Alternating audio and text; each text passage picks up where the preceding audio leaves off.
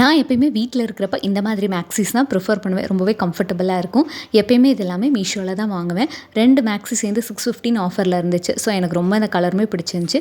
So இது வந்து பார்த்திங்கன்னா உங்களுக்கு நல்ல 3/4 ஸ்லீவில் நல்ல லூஸ் ஃபிட்டிங்காக சூப்பராக இருக்கும். உங்களுக்கு ப்ராடக்ட் கோட் வேணும்னா டிஸ்கிரிப்ஷனில் கொடுக்குறேன், செக் பண்ணி பார்த்து வாங்கிக்கோங்க. நான் எப்படி வெயிட் லாஸ் பண்ணுறேன் அப்படிங்கிறதுக்கான வீடியோ நாளைக்கு ஈவினிங் 4 o'clock வந்துடும். மறக்காமல் செக் அவுட் பண்ணி பாருங்கள்.